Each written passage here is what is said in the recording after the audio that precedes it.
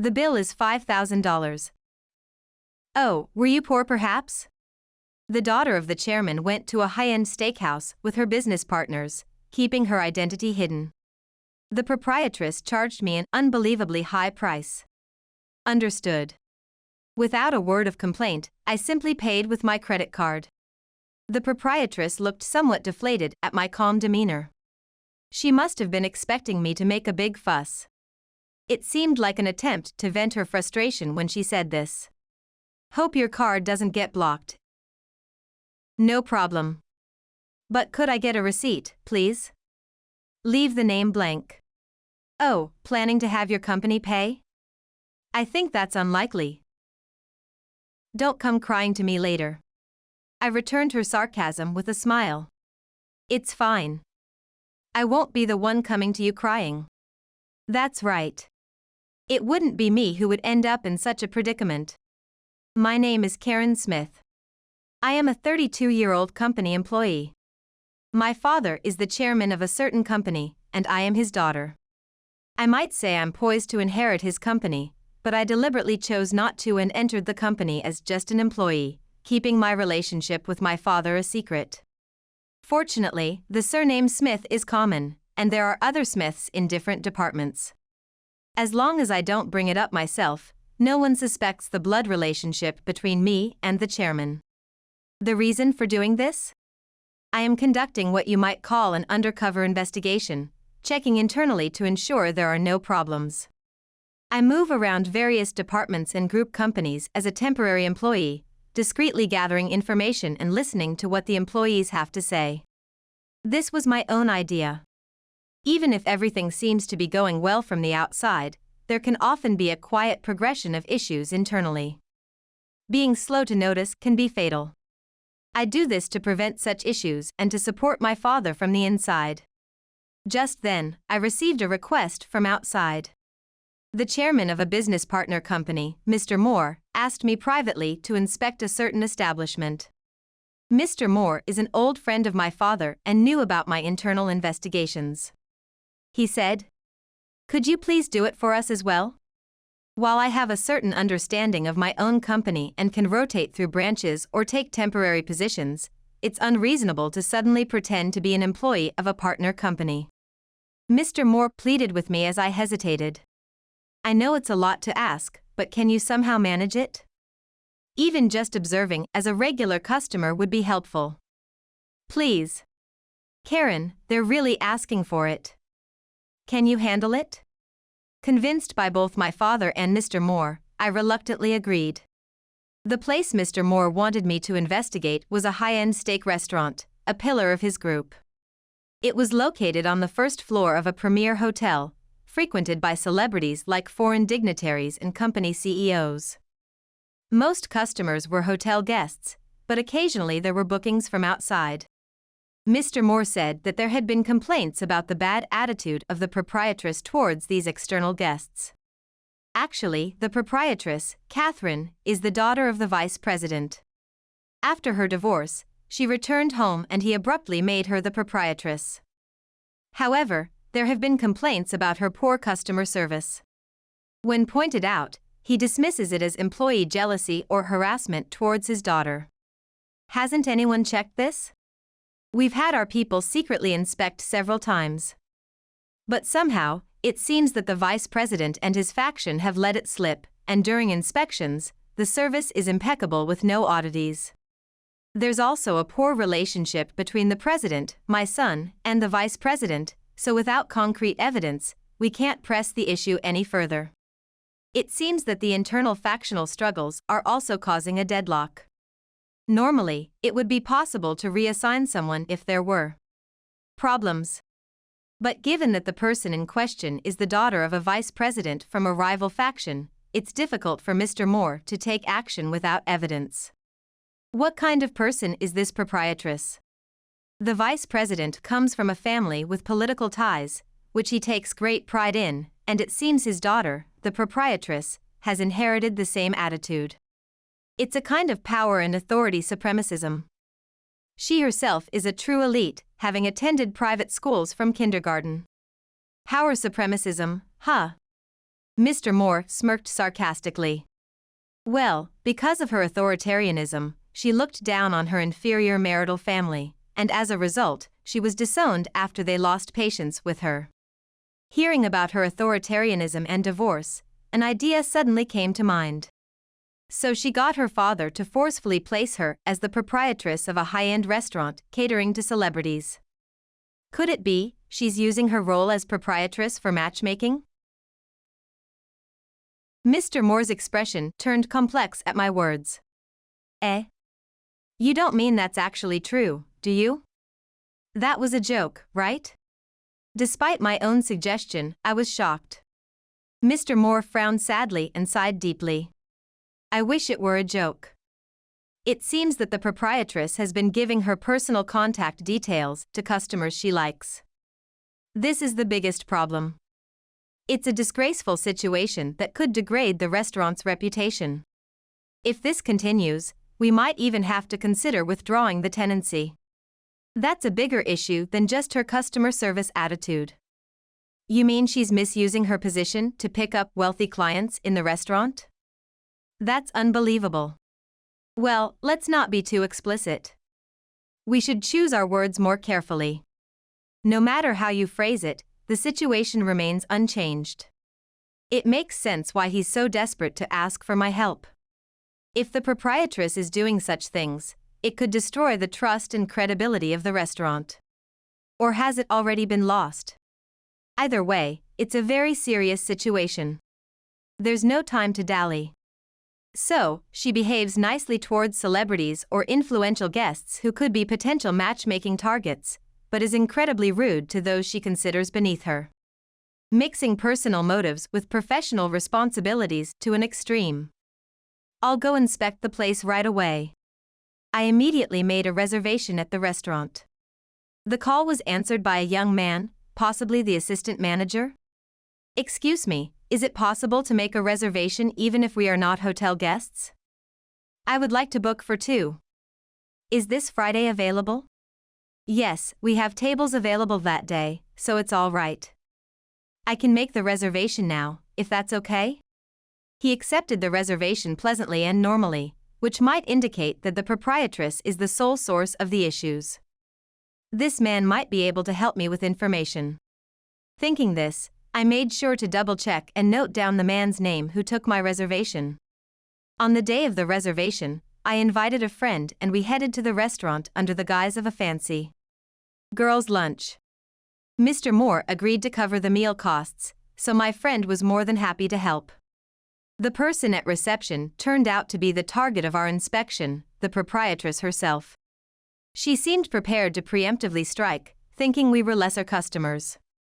She gave us a disdainful look, clearly scorning us. Oh.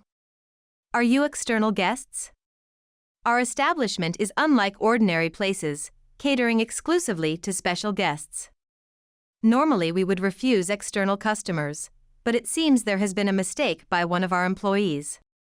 I apologize, but the prices are quite steep. Are you sure you're okay with that? I can still accept a cancellation if you prefer. She then scrutinized our attire from head to toe, scoffing with a tilt of her chin, likely hoping to induce us to cancel.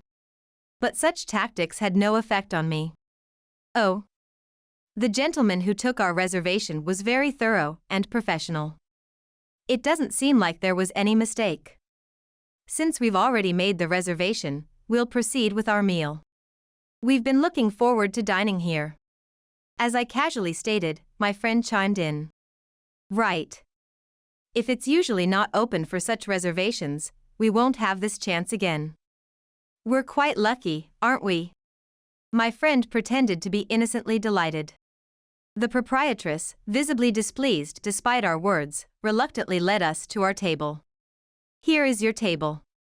Will the chef's choice course be all right? Will it be all right? Without even offering to show us a menu, she assumed we'd agree. I almost burst out laughing at the absurdity. I've never encountered such service, not even in the shabbiest of places. I'm not quite sure.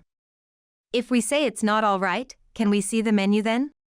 If you're not accustomed to high-end dining, I would recommend leaving the choice to us. But if you insist, I suppose we have no choice. Oh, what a way to say it.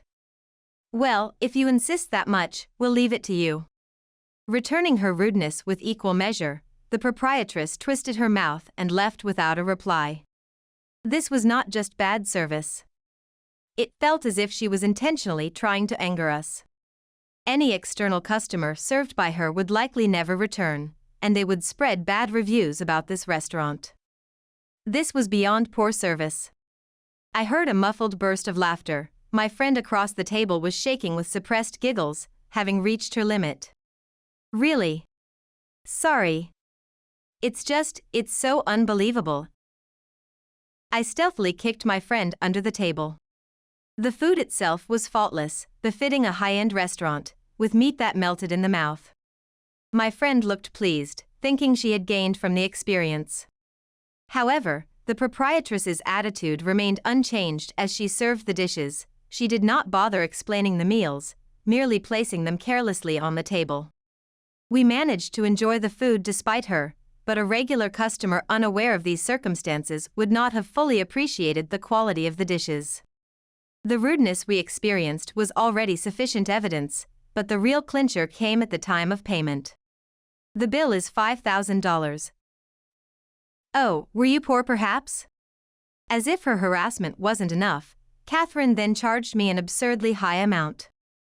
Despite being internally shocked, I responded calmly. Understood. I don't have that kind of cash on hand, so is it okay if I pay with a card? To my calm and uncomplaining credit card payment, Catherine looked taken aback, probably expecting me to create a scene. But I wouldn't give her that satisfaction. Then, seemingly frustrated that her expectations were unmet, she said, "Are you sure it's not too much trouble? I hope your card doesn't get declined." No problem at all. But could I please get a receipt? Leave the name blank, and could you also add your name just in case? There might be an inquiry from my company. Oh, planning to pass this off as an expense and have your company pay for it? I doubt they'll cover a $5,000 meal. Please don't come begging to us later. I responded to her sarcasm with a smile. It's fine. I won't be the one coming to you crying. Indeed, it wouldn't be me who would be in trouble. I had been recording our entire interaction. Before entering the restaurant, I had turned on the recorder hidden in my bag. From beginning to end, all of her rude remarks were captured. After leaving the restaurant, I parted ways with my friend in front of the hotel and immediately went to a cafe next door to compile a report on the situation. Since my father and Mr. Moore were in the chairman's office of Mr. Moore's company, I went there to present the photos of the meal I took with my phone and the recorded audio data to Mr. Moore. Mr. Moore and my father reviewed the evidence.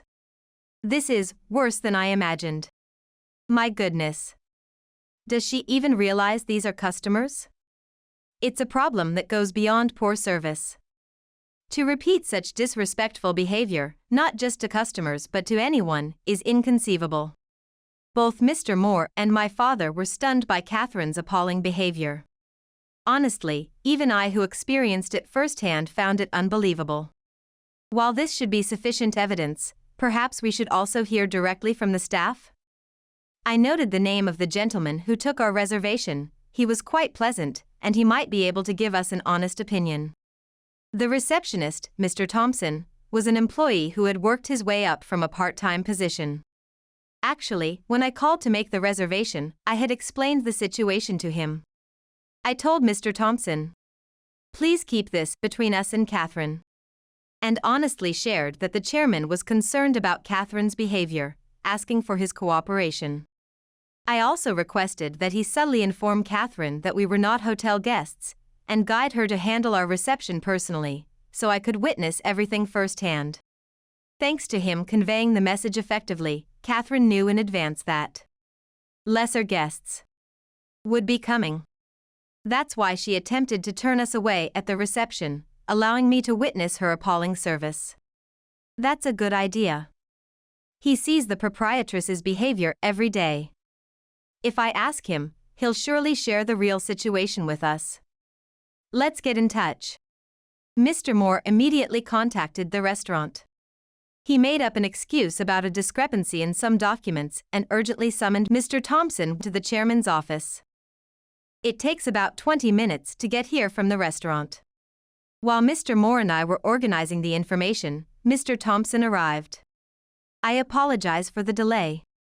Seeing my face, he looked as if everything suddenly made sense. I'm very sorry for the proprietress's behavior earlier, he said, seemingly aware of the real reason he was called. What should I discuss? He smiled warmly. The information Mr. Thompson provided was invaluable. He had brought a list of reservation guests who had been served by Catherine as proprietress and had identified those to whom she seemed to have given her personal contact details. I can no longer endure the dishonor brought to our restaurant's reputation. I have expressed my concerns to the proprietress several times, but she wouldn't listen. I also appealed to the headquarters multiple times, but because it's under the vice president's jurisdiction, I was redirected to him. Instead, I was directly reprimanded by the vice president himself for defying the proprietress. I had almost given up and was thinking of quitting. Knowing that the chairman would take action has given me hope. Now I can finally make use of these documents.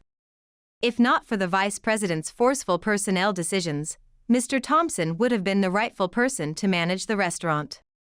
Unable to endure the decline in decorum brought about by Catherine, he had prepared his resignation as a trade-off to bring the matter directly to the headquarters and appeal to either the president or the chairman. He had independently compiled the documents for this purpose. Among the names in Mr. Thompson's list, there were a few known to Mr. Moore and my father. They contacted these individuals to inquire if they had experienced anything unusual at the steakhouse. Unexpectedly, their response was astonishing. They reported that dishes they hadn't ordered were brought out as compliments of the proprietress, one after another. Naturally, they weren't charged for these dishes. Instead, as they were leaving, the proprietress handed them her personal contact details and said, "I would love to meet again. If you like, please contact me here. I'd like to talk more personally." Honestly, if this were a bar or club, such hostess behavior might be expected, but at a high-end hotel steakhouse, it's quite surprising. Though it felt like excessive service and a personal invitation, it seemed odd to complain about it, so I just laughed it off. Though they laughed it off, from the restaurant's perspective, it was embarrassingly unprofessional. Mr. Moore turned red and trembled with anger. Having endured such humiliations repeatedly, Mr. Thompson clenched his fists tightly.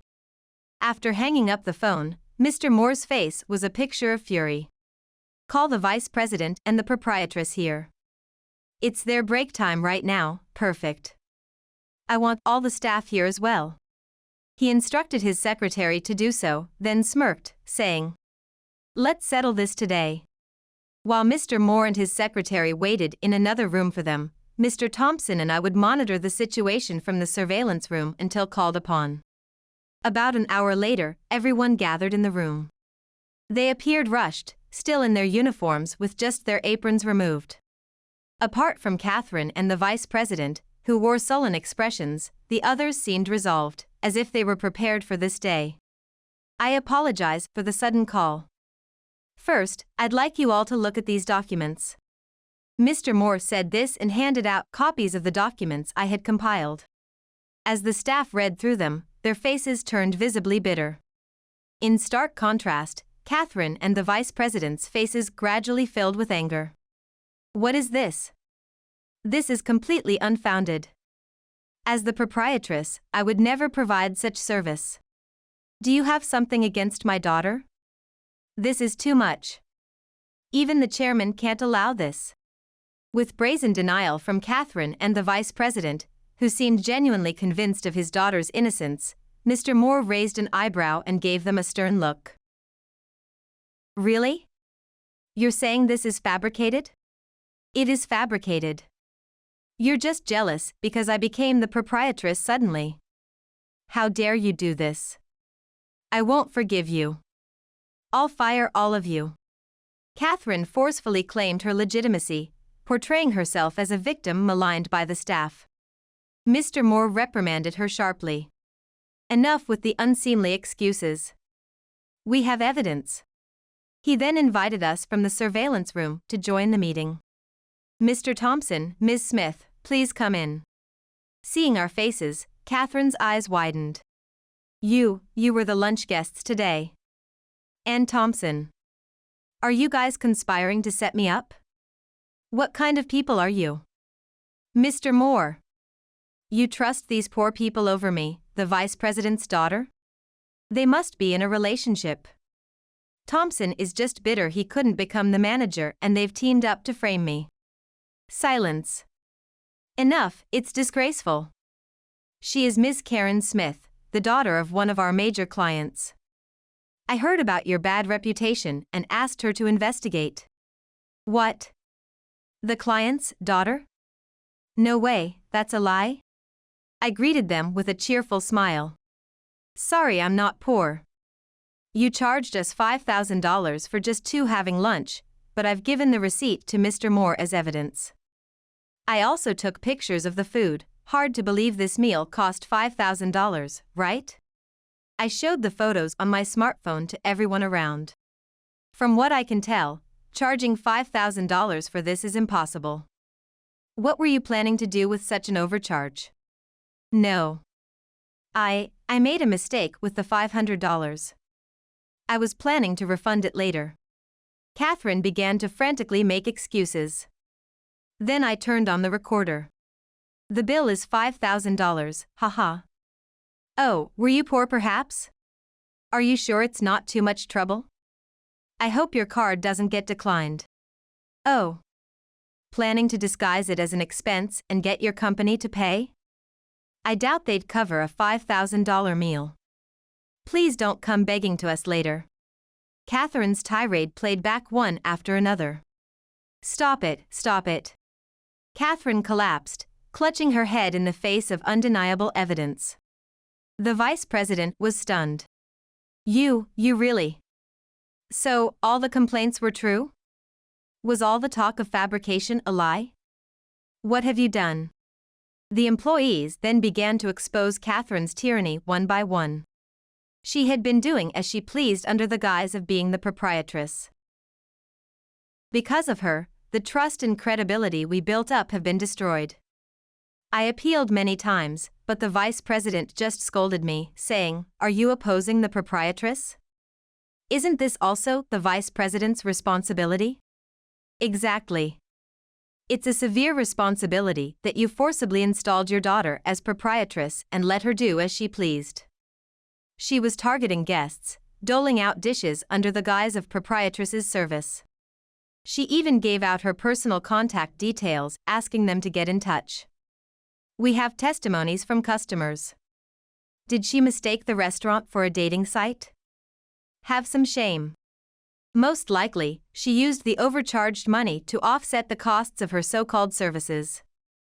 Doesn't this constitute fraudulent billing and embezzlement? Hearing my words in Mr. Moore's scorn, Catherine and the vice president trembled, turning pale. It can't be. Embezzlement. What? Embezzlement? I didn't do such a thing. Inflated billing? How could you say that? I didn't do any of that. It's not true. Surely, you wouldn't sue me, right? I smirked maliciously, holding up the receipt she had signed. I wonder how much the difference is between the charged $5,000 and the actual cost? Since the payment was made through a credit card, the evidence remains with the credit card company, and we also have the audio recording. Catherine let out a scream-like cry. She clung desperately to my legs, pleading. Stop, please stop. I'm sorry. I'll issue a refund, just please, not that. If that happens, my daughter's future will be. Can't we settle this amicably? What happens next will be decided later. For now, you are to stay at home. Don't expect this to be settled quietly. Be prepared. The father and daughter duo collapsed to the floor, seemingly without a bright future ahead. Mr. Moore instructed his secretary to escort them out, then deeply apologized to the remaining restaurant staff. I apologize for the trouble caused to all of you. I'm sorry for the delayed response. We will reclaim the restaurant's honor by all means. Would you be willing to cooperate? I plan to entrust the management of the restaurant to Mr. Thompson. What do you say, Mr. Thompson? Will you do it? I understand. I will do my best to restore our reputation. A cheer erupted from the employees. They rushed to Mr. Thompson, patting him on the back, saying, "That's great. I was about to quit. Now I can feel relieved. Let's work hard together. We count on you. It seems he is well respected. It looks like he will be able to turn the restaurant around." I felt relieved myself. The next day, perhaps having looked up the reservation book, I received incessant calls on my mobile phone from Catherine, likely intending to plead for help. Of course, I ignored those calls. She then started leaving messages on voicemail. At first, "Please, can you intercede for me?" she pleaded, but as the messages continued, they turned into, "It's your fault. I will hate you for this. Remember what happens for ignoring me." Threatening in tone. I saved all these messages. As a result, the two were fired, and due to the incessant calls, threatening behavior towards customers was added to the reasons for their dismissal. Serves them right. Of course, it didn't end with just being fired. Instead of involving the police, the company demanded significant damages. The inflated charges were investigated retrospectively, and refunds were issued where possible. Additionally, compensation was demanded for the excessive services she provided. Furthermore, damages were claimed for defamation of the restaurant's reputation and for emotional distress.